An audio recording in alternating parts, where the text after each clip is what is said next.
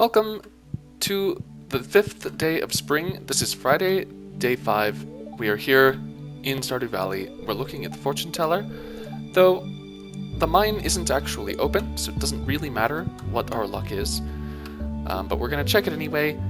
Well, Aubrey's going to check it anyway because Aubrey is really excited about such things. She looks in the mailbox, and it looks like there's a letter from Morris.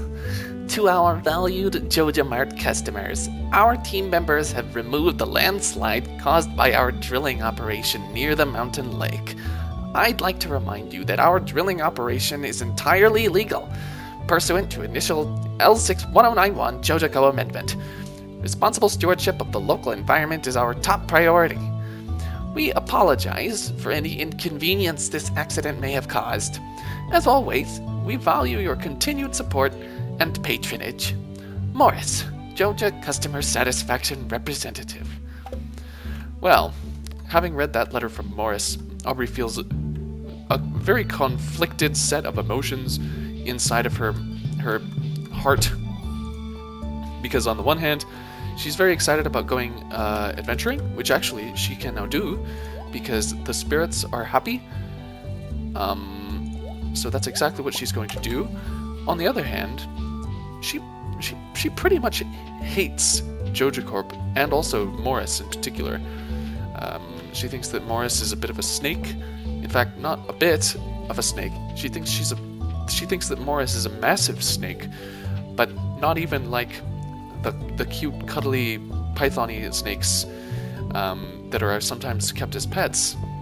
Aubrey thinks more of Morris as being like a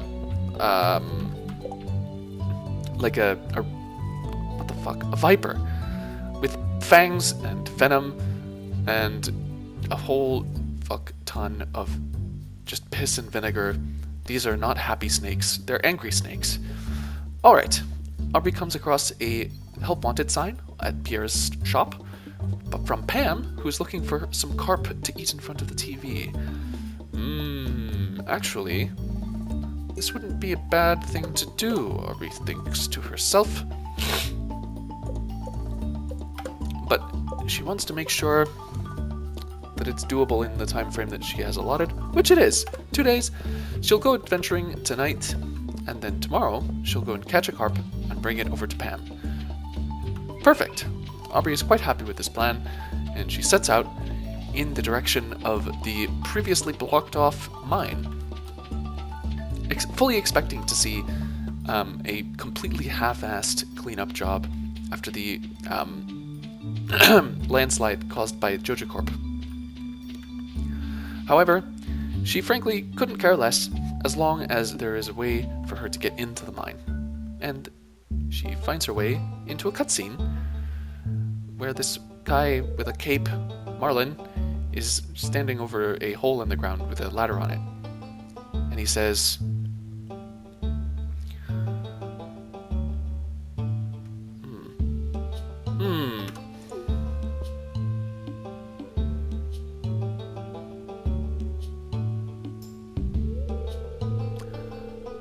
I was just peering down into this old mine shaft.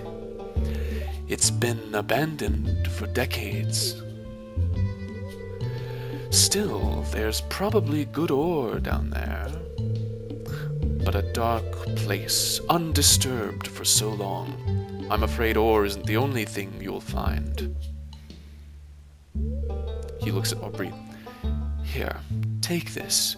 You might need it. He says ominously through his eye patch, and he hands over a rusty sword, which Aubrey takes with great excitement and thankfulness. Name's Marlin, by the way. I run the Adventurers Guild right outside. I'll keep my eye on you. Prove yourself, and I might think about making you a member. He continues, very dramatically. He then vanishes, and Aubrey's memory goes blank, and she finds herself on the other side of the cavern, not really sure where Marlin went or why she moved back to that location. However, she's so overcome with excitement from being in here that she looks past it. All right, and she vows that she will reach level 5 in the mines. She moves her sword to an easy-to-reach location on her belt and pulls it free with a satisfying swish. It's not so much a metal scraping against metal sound, because metal scraping against metal sounds actually indicate that your scabbard is not designed correctly, because your sword isn't supposed to actually scrape against the scabbard. It doesn't actually make a shing sound when you pull it out. It's really more of a because it's really sliding against wood or cloth or leather. It's not really designed in such a way that you'll hear it in the way that Hollywood wants you to think it is. Oh my fucking god, Aubrey just lays into this crab, but it has so much health. Oh my god. It managed to take a good 23 of Aubrey's health points away before she managed to kill it. Jesus. Well, Aubrey will have to be a little bit more cautious than that if she wants to survive in these areas. Fucking hell. Well, she already found the way down, but she's feeling a little bit more curious, and she explores around the edge of the corner, and she's quite happy that she did, because she finds some quartz, which is very valuable, both as a crafting material and as a gift, because some people are weirdos and they like to receive quartz as a gift. So Aubrey picks this up and holds onto it very carefully. She clutches it to her chest dearly and does not want to lose it, because it has the potential to bring her great appreciation from her friends and colleagues. Excellent. She clutches the quartz lovingly as she heads deeper into the mines, slaying slime after slime, getting slimed, killing slimes, sliming the slimes, getting slime on her sword. There's just slime everywhere, it's on everything, and oh my god, she's just found 2 different ladders down into the next level right next to each other. Some crazy asshole decided to make 2 parallel mines and put them right next to each other. And now Aubrey is forced to deal with that reality as she picks up a topaz. Holy crap! Topazes are really nice. She clutches the topaz and stares deep into it. She almost wants to keep it for herself, but she knows it would be more responsibly used as a gift to, holy shit, to gain the favor of somebody in town. She's ambushed by a hermit crab. Oh my fucking god. It's now dead on the ground. She picks it up. She picks up the crab. It's considered a fish in this universe for some reason. And Aubrey doesn't think anything weird of that, because she also lives in this universe, and to her, everything is self-consistent. So, having finished her goals in this area, she moves on and heads deeper into the mines. This level seems to be more well lit than the previous one, than on level 3, and she quickly engages slime and is determined to slay it. She slices into the slime multiple times, the slime seeming to have no body or skeleton whatsoever. It seems like a very great task to kill the slime. Though Aubrey is so weirded out by the slime and like how it jiggles around, it doesn't seem to be quite natural to her. She really hates seeing the slimes and really hates having them get slime on her and do basically anything that they do. She is basically disgusted by slimes, completely disgusted. So she's very happy to kill them, despite how uncomfortable they make her. She considers it actually like a great personal victory every time a slime is killed. Great. She finds a slime trapped in the corner between a wall, another wall, and a dark rock and a light rock. The slime is completely harmless. It poses no threat to her. In fact, it's probably in great distress, but nonetheless, she sees the slime, is completely disgusted by it, and goes out of her way to very unceremoniously end its life. Oh my god. She's been thwarted by the slime. She tried to remove one of the stones and it turned into a doorway. Oh my god. Come here, slime. On guard, she says. Come back. You will die by my hand, she says. As she heads down to the 5th level, unlocking a elevator. Perfect. She unlocks an elevator, and she can now return to this location very easily in the future. She's quite happy with this. Excellent. She continues to adventure down in this area, looking for anything of note, looking for any monsters to kill, looking for, I don't know, shiny things. Maybe there are some people down here who are lost. Maybe some people need to be rescued. Or maybe she'll just find dozens and dozens of disgusting green slimes, which Aubrey will be very happy to just kill. And even if it turns out that that's the only thing that's down here, and the only thing worth doing in this mine is like mining copper geodes, picking up quartz, and killing slimes, Aubrey is fairly certain that she would never get tired of that. And she continues to just delight in their death. And she goes about dismembering slimes in quick succession. She discovers more copper, and is very happy to say that she now has 19 entire coppers on her person. And she is not even, like, that's not even her main goal. Like, she went down here to just kill slimes, but now she has 19 whole coppers. Oh my god. She looks into her inventory. She sees the enormous quantity of copper ore just jingling around, clanking and clunking and scraping against each other. And it brings her great joy, but at the same time, it's a bit surreal because this wasn't what she was trying to do. She wasn't trying to pick up this much copper. So when she sees it, it sort of doesn't register to her. It's like, well, I don't even know what am I even doing here? She picks up an earth crystal. Fuck yeah. Earth crystals are rare, she's pretty sure. Though before she has any time to contemplate the rarity of the earth crystal, she is accosted by multiple slimes, both of whom she mangles and maims and dismembers until they have expended so much of their slimy innards that they can no longer function, and they just die. Perfect. Aubrey's very happy to see this. She's not normally a morbid person. She's normally very compassionate, but seeing these slimes suffer brings her some great joy, which perhaps indicates some tormented past. Like, normally you would expect somebody like Aubrey to be kind to all creatures, no matter whether they are gross or not. But the fact that she has, like, this weird, unexplained aversion to slimes and desire to see them suffer probably indicates some major psychological damage. Perfect! She finds the next level, she goes down into the mines, and then she looks down at her watch and realizes, holy shit, it's almost 8 p.m.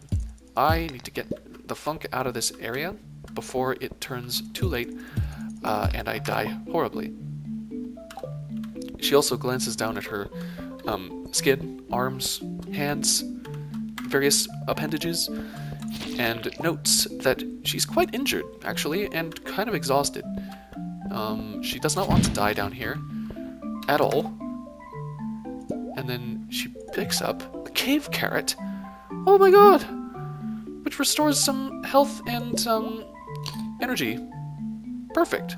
She very happily noms down the cave carrot without cooking it at all, or even really honestly knowing what it is, or whether it's safe to eat. She just chomps it straight down because she thinks that it looks a little bit like a regular carrot, and she's pretty sure that that's how that works. As long as it looks like a carrot, it probably is one. So she just eats it straight down. Perfect. Alright, she finds a treasure chest on the 10th floor, and she opens it to find some leather boots. Oh, perfect. She drops the quartz on the ground because she's planning to put the boots on her feet, and So that's exactly what she does. She puts the boots on her feet. Oh, fuck. And then goes straight back up to the surface. New boots fitting perfectly on her feet. And she comes outside to see a beautiful nighttime scene. Everybody is asleep. She's wearing her new boots. She's happy. The day was a success. And it's almost 10 p.m., but it doesn't really matter. She's just going to go straight home and go straight to bed, and it's going to be fantastic. She wanders by various people's homes. She sees Demetrius here, who she has not met before, and he says,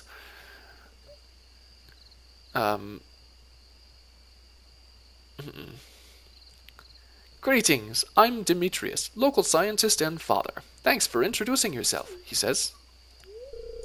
"I'm studying the local plants and animals from my home laboratory. Have you met my daughter Maru? She is interested to meet you," he goes on. "No, I have not met Maru, I think. Why would she be interested to meet me?" Aubrey looks at Robin. "You've met my son Sebastian, right? He lives downstairs," she says. "He's a little shy, but I'm sure he'll warm up to you if you're nice to him," she continues. Aubrey isn't really sure why these two are wandering around outside at night, but she doesn't really question it because she was just in a cave murdering slimes all day long and getting a strange, weird pleasure out of it. She talks to a strange, blue-haired boy. "Oh, you just moved in, right? Cool," he says. "Out of all the places you could live, you chose Pelican Town," he continues, a bit incredulous, and he stands there not really sure what to make of it. He's clearly not super excited about Pelican Town, or maybe he's just wanted Pelican Town to stay a small community, and he's a bit resistant to seeing new people come in. Maybe he had sort of a plan to maybe he had a plan to take over the place. Maybe he wanted to become the new mayor.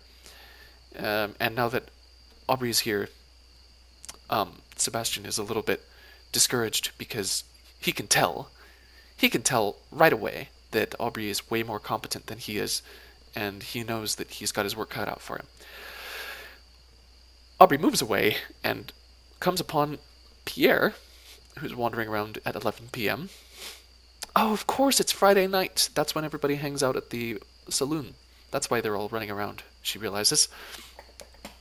And Pierre says, "Business has been slow since Jojo moved into town. It's hard to compete with their selection," he says, a bit somber. And he stumbles away. Having just been at the saloon for several hours, he's probably had a few drinks. But, well, so have I. Let's be honest, says Aubrey. And she continues on. She's starting to feel that forest carrot. Or was it it was a cave carrot or something like that. She doesn't even know what it was. That's how little energy she spent in figuring out what it was. And also, she just remembered that she's pretty sure she did not water her plants this morning. So feverishly, she just runs out onto the farm. Holy crap, it's getting late. She's gonna fall asleep. She just desperately forgets what she was doing and stumbles into her house, stumbles into her bed, and passes out without a second thought. She dreams so deeply that she dreams of things that are done in the deep. She dreams about mining. She's now a bit better with her pickaxe, and she has learned how to make explosives. She can now make a cherry bomb. Excellent. She's just dreamed it up in her sleep. Kind of like that story about how Nikola Tesla was just walking around one day, and oh shit, there's a person here. Who is it? It's Clint. Hi there. Good morning, says Clint. I noticed that you've been breaking some rocks open and finding ore. That's good, he says. He sort of stares awkwardly for a second. If you want to get the most out of the ores you find, you'll need a furnace, he says. He goes on. Just so happens I had an extra set of blueprints lying around. Here, I want you to have them, he says.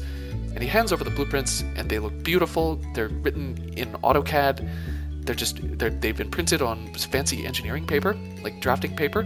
He's written like his own notes over them with a really fine pencil, like 0.2 millimeter tip. It looks beautiful. Aubrey looks at them and instantly comprehends how to make a furnace. And Clint just stares on in great satisfaction at having helped Aubrey. The furnace allows you to smelt metal bars. The bars can be used for crafting, construction, and tool upgrades, he says, looking a little bit too excited. Like this is his pride and joy. He's really excited to be sharing his knowledge. So he goes into nerd mode and just he goes full ham. When you've smelted a few copper bars, consider having me upgrade one of your tools. It can make your work a lot easier, he goes on. Well, okay, I'm heading home. Take it easy, he says. And he turns off and he goes in the other direction and he leaves. What a hero. He has helped Aubrey, he has helped the town. He is a helpful person. What a goddamn legend. Aubrey looks into her mailbox and sees a letter from Marlon. I see you've been exploring the old mine. You've got the adventurer's spirit, that much I can tell. If you can slay 10 slimes, you'll have earned your place in my adventurer's guild. Be careful. Marlon. Oh shit. In her excitement to be part of the Adventurers Guild, Aubrey accidentally spills water all over the mailbox. Luckily, she had already pulled all of the stuff out of the mailbox, so there was no harm done.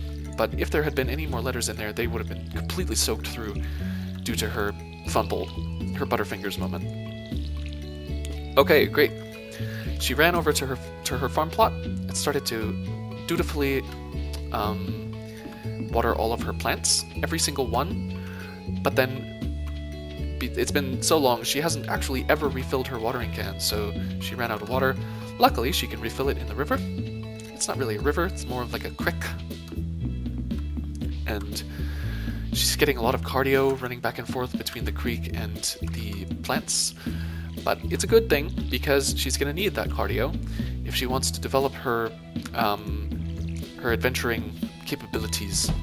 She wants to become the best adventurer in the entire land, and so she has to compete with people like Emily, who seems to be a little bit excited about adventuring, and she's pretty sure lots of other people as well. Not actually having access to that information, she just assumes that she will have a lot of competition, and then thus aims as high as is physically possible. Perfect. Aubrey is a very ambitious young woman. She is very excited about lots of things and is driven and passionate. What is she going to do today? She wonders. What am I going to do today? She wonders. Let's see. Anybody else? Oh no, of course, I had that quest, she goes on, to bring a carp to Pam. Carp.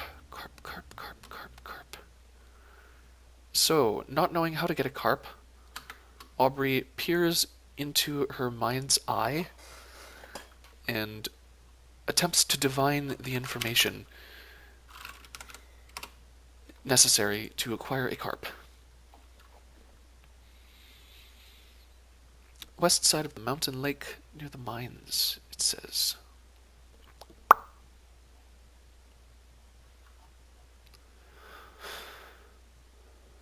West side of the mountain lake, near the mines.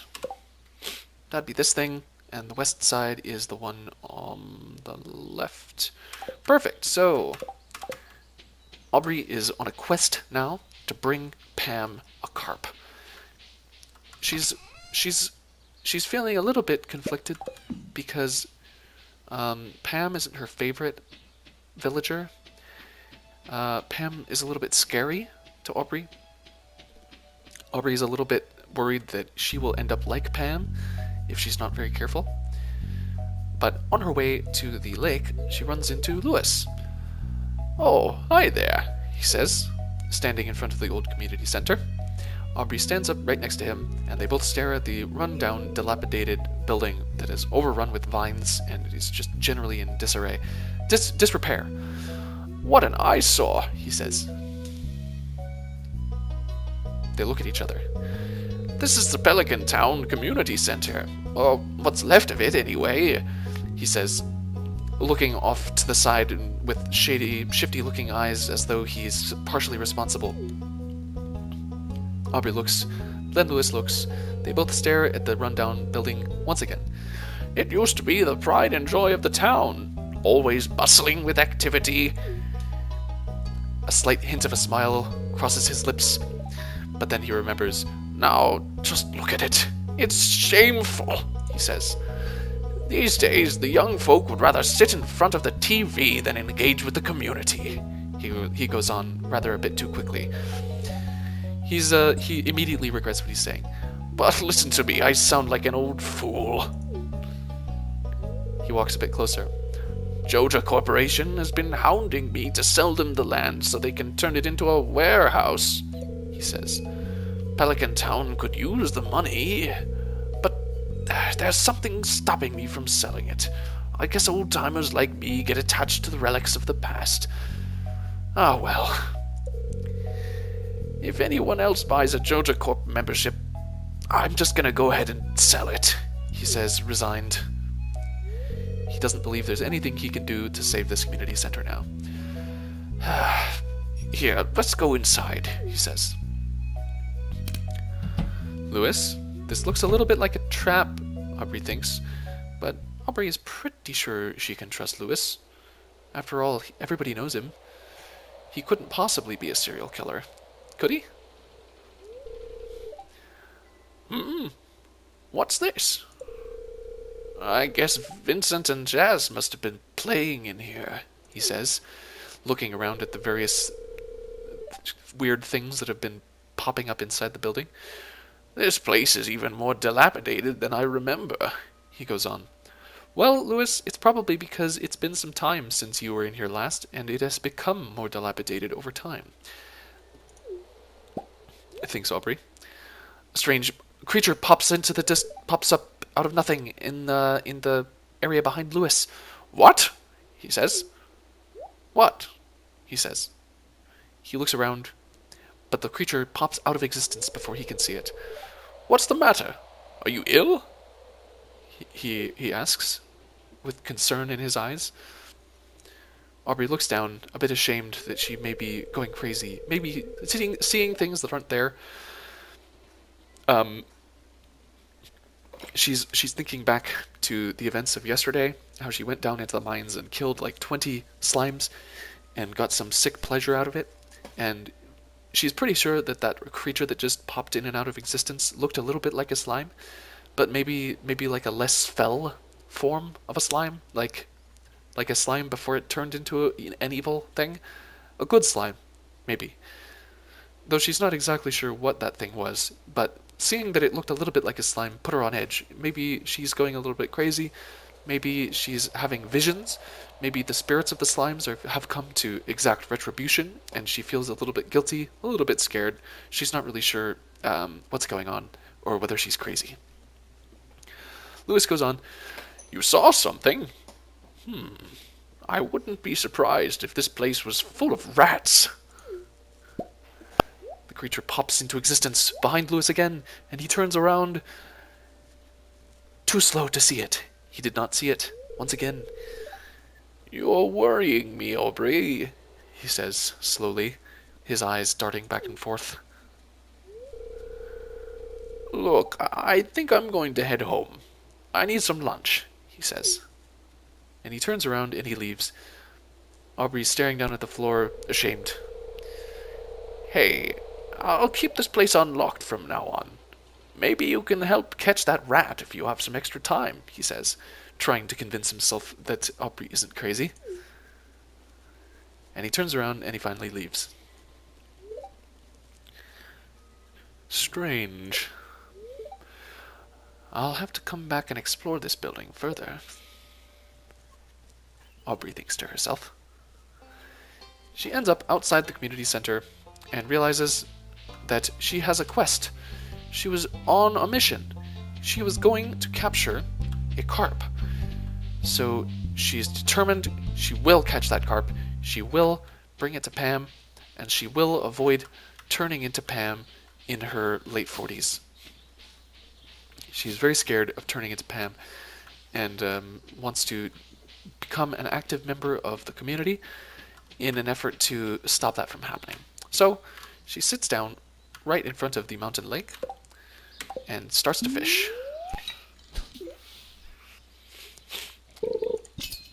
Oh, she catches something. She gets something on her bar. This fish is not very active. It's moving around only slightly. And oh shit! It's a carp right away.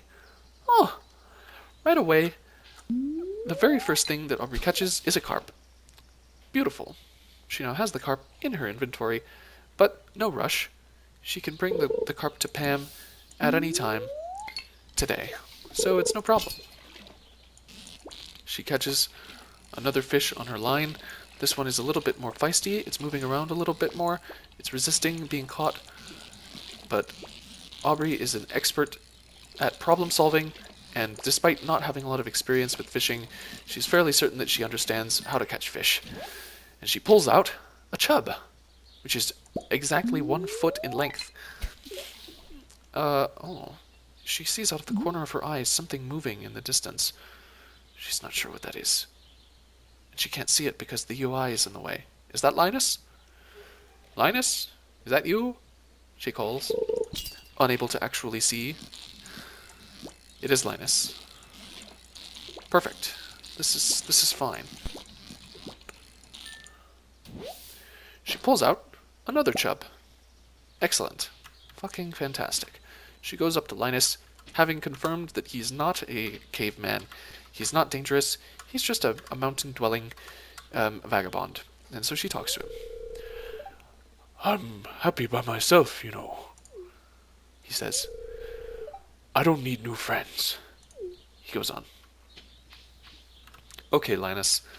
It's good to know that despite being an outcast and a pariah and being ignored by the community, it's good to know that that is actually what you want and that that is what makes you most comfortable, because I would hate to discover that you had been neglected by the community this entire time, while at the same time all you wanted was to be accepted. That would have sucked. But since that's not the case, Aubrey, will happily just ignore you the way you want, and I will encourage the other townspeople to do the same. Aubrey looks at Linus, having said these things. Not in so many words, but a nicer form of those words. She sort of agrees, okay, Linus, I guess I'll leave you alone. And she starts to look away as if to leave, but then catches a bit of a glance toward Linus, and he sees, holy crap, a chipped amphora. I should bring this to the guy at the museum, says Aubrey. I found a very old chipped amphora. Perfect. Aubrey sees Pam walking away, and she holds up the carp above her head. Look at how glorious the carp is. Look, I'm going to just give this to you right now, Pam. Hello, Aubrey. So you saw the notice I posted? I really appreciate it, she says. Let's see. Here's what I owe ya. And Pam reaches into her purse and pulls out 90 gold, which she gives directly to Aubrey. Thank you, Pam. I appreciate that we are both people, we're both women of economics, of business, we're both professionals. Fucking fantastic. So, now Aubrey has a new mission. Having explored the mines, having brought the carp to Pam, it was now her solemn duty to go and visit Gunther in the museum.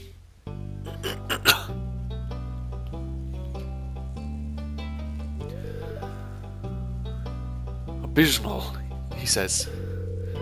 Not a single piece in the entire collection, he says. He looks very saddened by this. He's a true archaeologist, a true academic. What's this? You found something? Let me see it. He looks very excited. His eyes go wide as he looks at the ancient piece of pottery. Remarkable. It's very old. I'd love to study this in greater detail, but it is yours, he says, looking at me a little bit, looking at Aubrey a bit expectantly, as if to suggest, it's your duty to donate this to museums. These items belong to everyone. And he glances over the top of his glasses at Aubrey. I've got a favor to ask you. Would you consider donating any new artifacts or minerals that you find? He says. We could make a groundbreaking discovery together, he says, with all the southern charm of a southern gentleman who is well learned. Oh, and who knows, if you keep donating, I might come across some interesting items to send your way, he says with a bit of a wink. Think about it, will you? He says. If you decide to donate, just bring the objects to the front desk. And he goes back to his work, shining some ancient piece of like a pottery, or maybe it's sort of like maybe it's like an arrowhead or something, or maybe it's just his own glasses. Maybe he's shining a second pair of glasses that he wears with his handkerchief. Okay, Aubrey has just donated the ancient piece of pottery, and is very excited to have contributed to science. She collects the reward, which means that it wasn't exactly a donation. It was more of a bribe, I guess. Gunther bribed Aubrey to donate the chipped amphora. Chipped amphora, an ancient vessel made of ceramic material, used to transport both dry and wet goods, i.e., a prehistoric pot.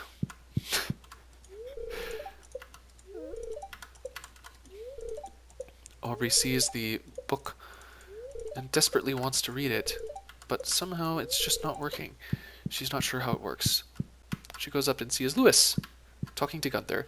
She rudely interrupts Lewis and just gets right up in his face and expects attention from Lewis. The library is one of Pelican Town's greatest features. It's funded with the taxes we collect from local business. And then, oh no.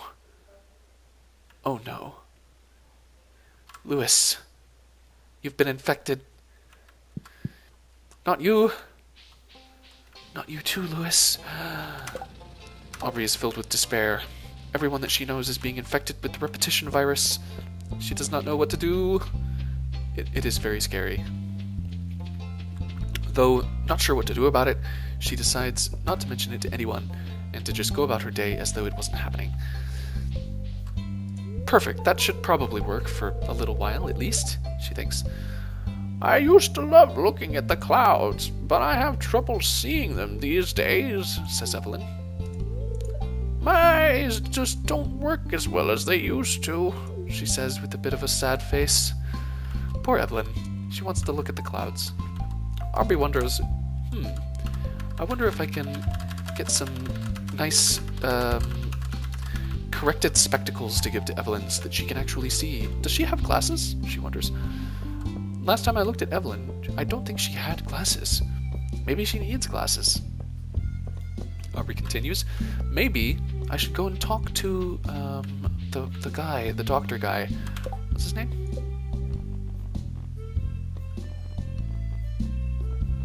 Harvey. Maybe, Aubrey begins in her own mind, I should go and talk to Harvey and see if he knows anything about optometry, and if he does, if you could make Evelyn some nice new glasses. Maybe I could pay for them. She continues. Hi, says Jody. Need something? She continues.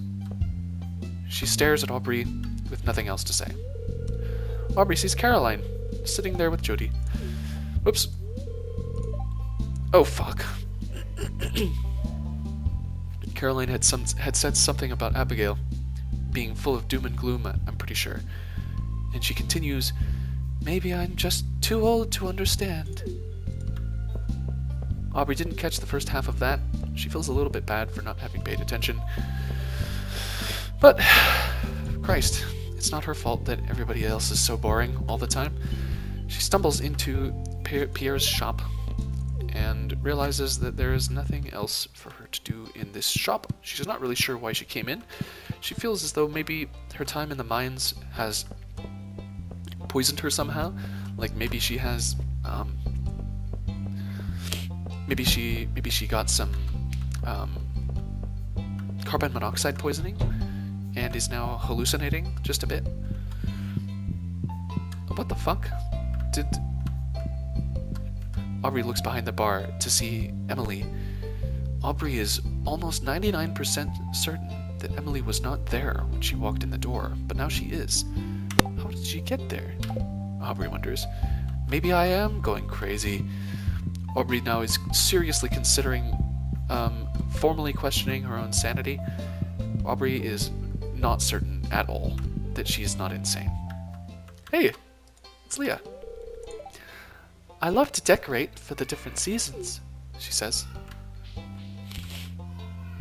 Do you decorate with your own paintings and sculptures and artwork and stuff, Leah? Because that would be awesome. I would totally decorate with your paintings. Would you be willing maybe to... Holy shit, look at all these people. Would you be willing maybe to sell me one of your paintings, Leah? This is such a small town. You can't avoid meeting everyone, says Penny, with a bit of a smile on her face. I wonder what it's like to live in the city, she goes on. Aubrey stops Vincent, looks directly in his eyes, and Vincent says, "Oh, a stranger. My name's Vincent. Mama says not to talk to strangers, but you seem okay," he says. "Yeah, you're a good kid, Vincent. I won't eat you or anything." She runs up to Jess. "You smell like grass," she says. "Why, thank you, Jess. Of course I smell like grass. I've been cutting grass, I've been working in grass, I've been kneeling in grass, I haven't been eating grass, but it's not out of the question. I've been eating plants, which are like grass. It wouldn't be that big of a stretch to say that I eat grass-like items. There's nothing wrong with smelling like grass, Jess. Take it from me, a person who smells like grass. It's not that bad. Trust me," says Aubrey.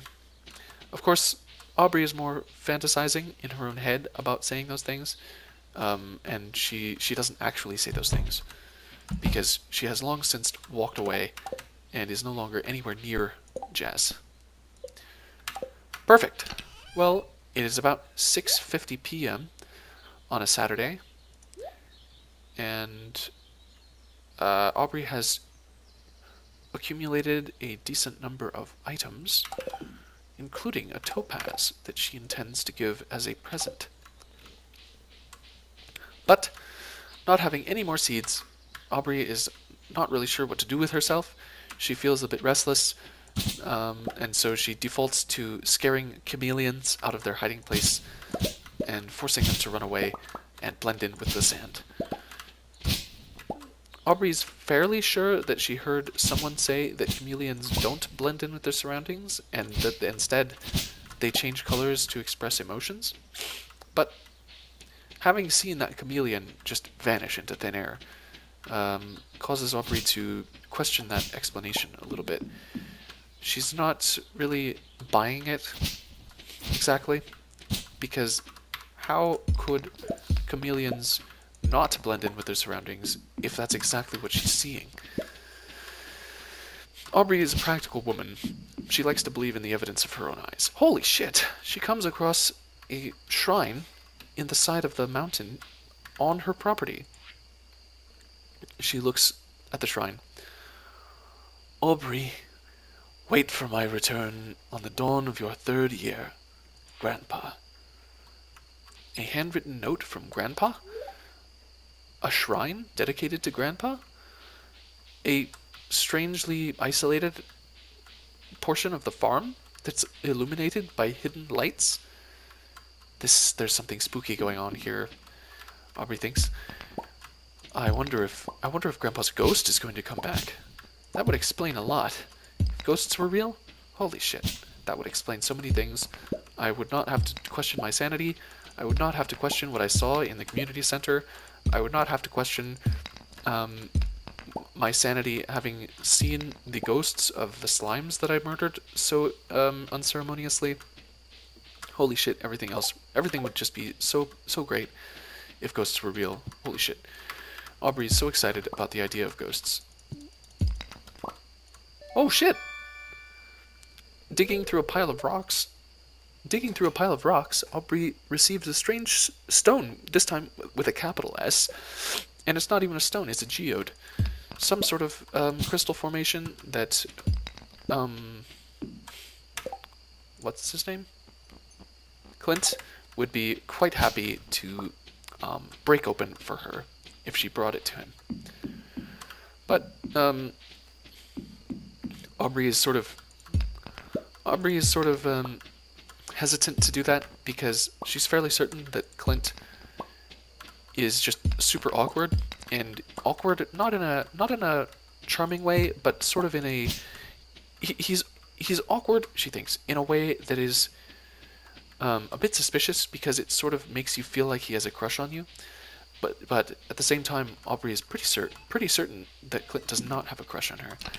But Clint is awkward in a way that makes it seem like he has a crush on literally any person that he's talking to at that time.